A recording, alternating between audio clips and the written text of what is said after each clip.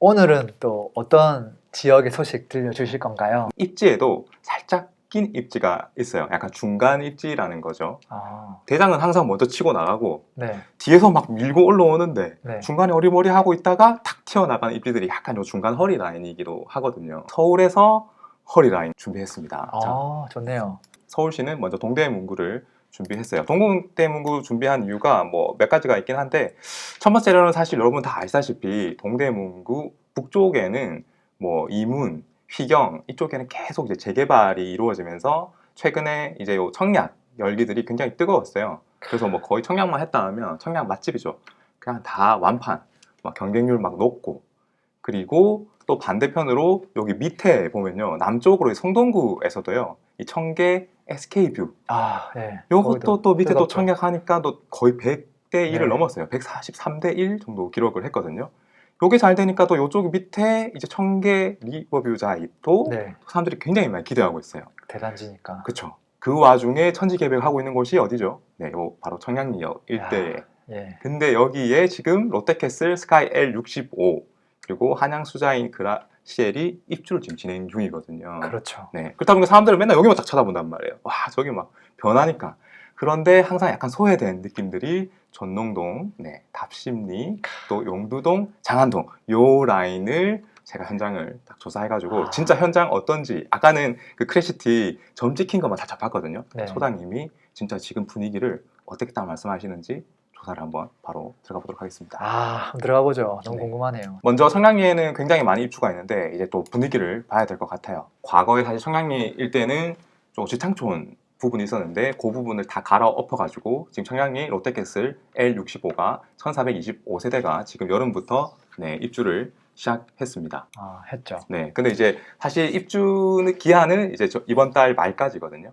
근데 이제 현장 분위기는 워낙 많은 매물들이 또 있다 보니까 사실 금년 말까지 이제 임대 내놓으신 분들은 금년 말까지 네, 이제 마무리해야겠다. 그런 목표가 느껴지는 현장 분위기고요. 실제 이제 현장 매물도 거의 뭐 100개 넘게 매물들이 많이 적재된 상태고요. 사실 매매는 많이 이루어지고 있지는 않아요. 근데 이제 뭐 한 17억 정도 호가 나와 있고요. 여전히 이제 입주장이다 보니까 전세가가 제일 중요할 것 같긴 한데 지금 현재는 6억 8천에서 한 7억 정도 네. 시세 네, 유지하고 있어요. 전세가율이 한 40% 좀 되네요. 네네. 50%가 안 되네요. 네네. 네. 흔히 뭐 입주장에서는 뭐 한 40%에서 입주장이니까. 50%를 많이 보고 있다 보니까 네. 물론 또 이제 매물마다 고층 뷰가 나온다거나 또 이제 뭐 그런 부분들은 또 차이가 또 약간은 있을 것 같아요. 그리고 그 옆에도 여전히 조금 더 입주를 빨리 시작한 그라시아도 있기 때문에 이제 적재된 분위기는 조금 있어요. 그런데도 불구하고 이제 임대인분들은 아무리 급해도 현재 이제 6억 8천 이하의 전세는 진짜 없을 것 같다. 거의 다 이제 7억 선에서 이제 다들 거래가 될 것 같다. 그런 부분들을 전달해 주셨습니다. 아무래도 입주 역량이 다른 지역에도 영향을 다 미치겠네요. 그렇게 생각을 하시는데요. 네. 저도 깜짝 놀랐습니다. 자, 아, 일단 그래요? 분위기 완전 달라요. 가보죠. 전농동 그 건너편에 이제 네. 저 이제 청량리역 아래쪽으로 아까 말씀하신 구축이지만 워낙 대단지이다 보니까 레미안 크리스티가 이제 대표적인 단지인데요. 그렇죠. 이제 다들 청량리역 입주장이 펼쳐지니까 전세 하락에 우려가 있었는데 현장은 사실 그와 반대입니다. 정반대다. 놀랍죠. 네, 지금 현재 소형, 중형, 대형 다 털어가지고 사실 네. 전세가 희귀한 상황이고요. 연초보다는 거의 뭐 한 2억 상승되어가지고 지금 현재는 7억 8천까지 지금 상승했고요. 물론 네. 연초에는 전세가가 전국적으로 다 떨어졌기 때문에 뭐 그런 영향도 있겠지만 지금 현재는 이제 매물이 없기 때문에 이 매물이 거래되는 순간 거의 8억대로 올라갈 거다 소장님께서 말씀해 주셨어요. 그리고 그 옆에 있는 단지도 조금 더 신축이긴 한데 롯데캐슬 로블레스도 거의 가격이 신축이지만 조금 소단지라서 거의 가격이 커플링되고 있거든요. 그래서 현장 시세도 거의 전세 가격도 7억 정도, 7억. 네, 매가 13억 정도. 그래서 소장님 말씀이 청량리역 일대에 이제 전세가 좀 걱정이었다. 네. 근데 실제로 현장에는 크게 반응이 없다. 왜냐하면 청량리 쪽에는 입주 단지들은 이제 학교가 좀 머니까 확실히 수요에 대한 좀 단점이 있다 보니까 이게 난이더라. 소장님들도 와, 전세가 이렇게까지 영향이 없을지는 몰랐다 사실. 요즘 이제 또 뭐 대형 평수들이 호가가 막 더 빨리 뛰고 있으니까 또 TV에서는 서울에 이제 공급이 부족하다. 네. 전세가 오른다. 이렇게 하다 보니까 집주인들도 심리가 싸게 안 내놓으려고 하신다는. 아, 그러니까 다들 전세는 또 전화 자주 오죠. 네. 날씨가 좋으니까 또 사람들이 집을 또 많이 보러 다녀요. 아, 그러니까 이제 현장에서는 전세가 조금씩 오르고 있다는 게 확실히 느껴진다는 게 딱 현장의 분위기였어요. 청량리역에 들어간 아파트는 사실은 아이들을 키우는 부모의 입장에서는 그렇게 여전히 쾌적한 환경은 아니라고 봐요. 그렇죠. 입지 자체가. 근데 아래쪽에 있는 전농동 같은 경우는 진짜 아파트로만 좀 구성되어 있는 곳이 많다 보니까 네네. 조금 좀 평온한 느낌이 있긴 하죠. 음, 근데 이제 그 청량리 역세권은 또 스페셜함, 상품성의 좀 어떤 차별화 이런 게 그쵸. 있기 때문에 또 시세는 시세대로 또 높은 상황인 것 같아요. 그렇죠. 또 이쪽 좋아하시는 분들은 가면 또 의리의리하거든요. 그렇죠. 그러니까 눈이 돌아갈 수밖에 없는 네네 그런 현장들. 네. 그럼 이제 조금 더 내려와서 아까 다심리동으로 또 넘어가도록 하겠습니다. 음. 다심리동에서는 네. 그래도 이제 흔히 이제 지하철 5호선 다심리역에서 조금 더 가깝게 있는 힐스테이트 청계는요, 전고점 15억이었고요. 11억으로 하락 후에 지금 현재 13억 선까지 회복했어요. 거의 뭐 크래시티랑 비슷하게 올라왔다라고 볼 수 있겠죠. 그리고 이제 아까 말씀하신 대로 동대문 일구에서 사실은 여기가 가장 전세가 상승이 빠릅니다. 왜냐하면 지하철이 가깝다 보니까 전세 세입자분들의 어떤 출퇴근이라든지 지하철 수요도가 굉장히 높다고 볼 수 있겠죠. 지금 전세가 8억 정도, 와. 네, 매물수도 사실 크게 많지 않고요. 야, 전세가율이 굉장히 높네요. 높죠. 높아지고 있네요. 높아지고 있죠. 예, 네. 전세가율 자체가. 그렇죠. 그래서 작년 여름에 6억이었는데 지금 전세가가 이제 8억까지 상승했는데 거의 뭐 과거 크래시티도 전고점이 한 8억 5천 전세가 근데 거의 다 올라온 상황이 되고 있는 것 같아요. 네. 그리고 항상 그 크래시티 D를 이어가는 레미안 위브 단지가 있어요. 아, 있죠. 그렇죠. 가격은 한 12억대까지 이렇게 회복됐고요. 네. 그다음에 여전히 전세 물량은 부족하지만 가격은 조금 더 낮은 7억 정도. 네. 딱 뭔가 이해가 되는 네. 탁탁탁 이해가 되는 정도의 시세를 딱 유지하고 있는 거죠. 하지만 이제 가격을 크래시티를 좀 따라가다 보니까 반응은 조금 소폭, 매매 가격은 소폭 또 반응이 좀 느린 부분들이 있었어요. 네. 그리고 이쪽 부분에서는 이제 저 메인 평형이 소형 평수 20평대 위주의 단지는 이제 답심리 파크자이가 있었는데요. 요거는 전고점 12억에서 8억 2천까지 하락 후에 지금 현재 한 10억 정도로 회복했고요. 전세 가격도 6억 정도로 빠르게 상승 중입니다. 이 단지도 여전히 20평대지만 전세 매물 귀하고요. 여전히 거래는 소형 평수 위주로 이제 꾸준히 거래되는 분위기예요. 와, 1, 2년 지나면 어떻게 될까 저게. 와. 조금 우려도 되고요. 사실 소장님, 요 답심리동 소장님들의 인터뷰가 굉장히 인상적이었어요. 아, 그래요? 전세가 진짜 없는데 네. 사실 또 TV에서 전세가 공급이 계속 부족하다고 뿌리니까 네. 집주인들이 가격을 더 안 내려놓는다고 하니까 자기는 좀 곤란할 때가 있더라는 아, 거죠. 아. 그래서 사실 부동산 중개인이다 보니까 네. 또 사실을 말해줘야 되니까 전세가 없어요. 그렇게 말씀을 드려야 되는데 네. 매스컴에서 살짝 또 겁을 또 주기도 하고 공급이 부족하다 그러니까 여러분들이 또 걱정하시는 것도 사실이죠. 근데 또 사실은 전세가 없어. 아. 오르는 것도 맞아. 요즘에 날씨가 좋으니까 더 많이 벌어와요. 현실은 현실이고. 그래서 자기도 약간 중간에서 모순적인 좀 상황이라는 거죠. 어떻게 말씀을 드려야 될지.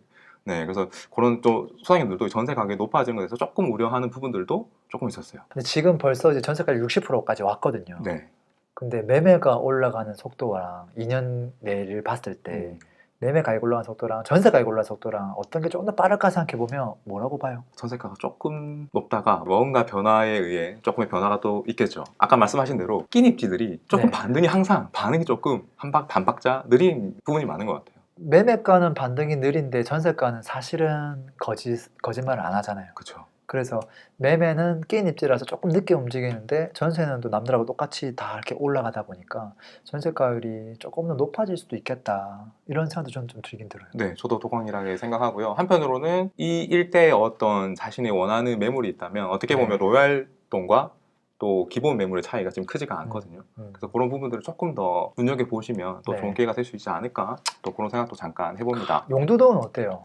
용두동 가볼까요? 용두동의 전체적인 특징들이 이렇게 모여있지 않고 좀 탁탁탁 떨어져 있어요. 흩어져 그래서, 있죠. 네, 그렇죠. 그래서 크게 이렇게 모임 효과들이 조금 부족하긴 한데 이제 그래도 이제 역 가까운 위주로 한번 먼저 볼게요. 2호선 뭐 지선이긴 하나 용두동 초역세권에 있는 레미안 허브리츠 요건 이제 또 구축이다 보니까 10억으로 하락했는데 회복하긴 했으나 가격이 많이 회복은 없고요. 당연히 구축이다 보니까 호가는 또 12억을 부르지만 거래량은 많지 않죠. 그러니까 구축들은 또 빠르게 올라가는 분위기가 또 느껴지지는 않는 것 같아요.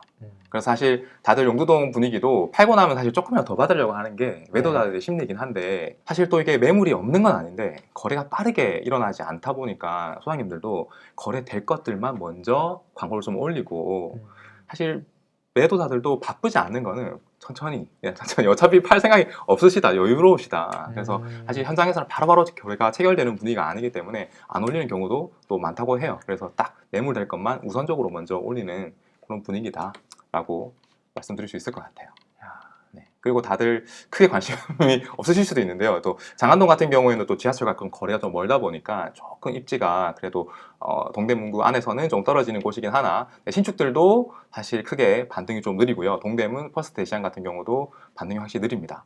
그리고 완전 또 구축 한번 가보자고요. 완전 구축인 힐스테이트. 장안 힐스테이트. 네, 요것도 사실 거의 9억 4천으로 하락 후에 10억으로 소폭 회복을 하였으나 네, 거의 뭐 가격 반등이 크게 느껴지지 않는다. 아, 네, 그리고 사실 현장에서도 사실 지금이 막 추격 매수를 하거나 구축까지 지금 매입하는 분위기가 아니고 또 신축들부터 조금씩 움직여가지고 호가들은 이제 소폭 오르긴 하는데 큰 변화는 없다. 네, 그래서 이쪽도 이제 광고도 딱 먼저 매매될 것부터 또 많이 진행을 하고 사실 구축 같은 경우에는 매가도 중요하지만 집 상태가 요즘에 워낙 인테리어비들이 비싸다 보니까 싸게 사더라도 사실 뭐 거의 4, 5천만 원이 들어가거든요. 사실 9평 기준으로는 기본으로. 아, 요즘은 더 들어갈 수도 더 있어요. 들어가거든요. 그래서 사실은 인테리어가 잘 된 집들이 또 빨리 나가는 경우가 있어요. 그래서 어떻게 보면 또 실거주자분들은 매가를 또 감안하고서도 뭔가 집 상태가 좋으면 거기서도 또 이제 어떤 금액을 더 먹고 들어갈 수도 있기 때문에 그런 부분들도 같이 염두에 보시면 또 좋을 것 같습니다. 와, 입지에 따라 대부분 다 고점에서 저점 찍고 회복했는데 회복한 가격을 보면 정말 기가 막히게 딱 하락한 금액에서 50%까지는 지금 전부 다 상승한 것 같긴 해요. 네, 네. 근데 이제 거기서 조금 더 못난이가 되면은 50이 아니라 40%, 30% 정도만 회복한 게 보이는 것 같긴 해요. 네. 그리고 조금 가격이 매매가가 낮을수록 전세가율을 보시면 60%를 상회하는 전세가가 치고 올라오는 분위기를 확실히 느낄 수가 있거든요. 그럼 여기서 이제 시세를 리딩하는 단지가 이제 이만큼 떨어졌다가 네네. 회복을 해서 절반 정도를 회복을 한 거잖아요. 네. 그랬을 때 이제 우리가 선택해야 될 거는 회복을 많이 한 선택, 그 친구를 선택하는 게 맞을까? 아니면 이제 한 20, 30%밖에 회복 못하는 친구를 선택하는 게 맞을까? 어떻게 생각하세요? 사실 그 딜레마긴 한데 사실 네. 결론적으로 많은 매수자분들이 자신이 가진 금액에 더 맞추는 경우가 많아요. 아, 좋은 걸 알면서도 그 네. 금액이 안 되기 때문에 자신의 가용 금액이기 때문에 다만 된다고 하면 된다고 하면 저는 그래도 좋은 걸 하는 또 편입니다. 네네 하고 싶은 그런 느낌이 들긴 합니다. 그 의미는 이렇게 해석하면 될까요? 50%를 회복했는데 그 친구가 60, 70 회복하고 못난이가 30에서 40, 50%를 회복할 것이다. 이렇게 보면 될까요? 그렇게 하면 어떨까 싶네요. 역으로 지금 이제 50%하고 20% 회복했는데 20%한 곳이 50%까지 따라올 거다라고 보지는 않을까요? 근데 다만 밑에서 부채질을 계속 해줘야 되는데 그 열기가 오르기까지 시간을 뭐 기다릴 네. 수 있다면 근데 네. 다만 조금 더 마음의 안식 잘 샀어 뭔가 내 선택이 옳았어라는 어떤 마음의 안식을 가지려면 저는 또 전자가 낫지 않나. 물론 이건 뭐 또 많은 네. 분들의 선택이 또 있겠지만 저는 또 그렇게 아, 생각해요. 네, 워낙 지금 변화가 많은 동대문구니까 이 동대문구의 변화가 결국은 나중에 복사 붙여넣기로 다른 지역도 똑같이 될 가능성이 높잖아요. 높다고 생각해요. 그렇죠. 네. 언제까지 마용성? 네, 이제 동대문구에 또 새로운 변화도 계속 불어넣고 있기 때문에 네, 항상 낀 입지, 중간 입지도 한번 눈여겨보시면 좋을 것 같아서 이렇게 또 준비했습니다. 네, 오늘 서울을 대표하는 끼닙지 동대문구 잘 들었습니다. 여러분 네. 혹시 또 푸른해터 내가 구독을 못하고 있다 이러신 분들은 뭐 네이버에서 푸른해터만 치면 안내가 됩니다. 네, 거기서 여러분들의 메일과 이름만 넣어주시면 3초 만에 등록이 되기 때문에 혹시나 못 받으신 분들은 이렇게 구독을 꼭 해주세요.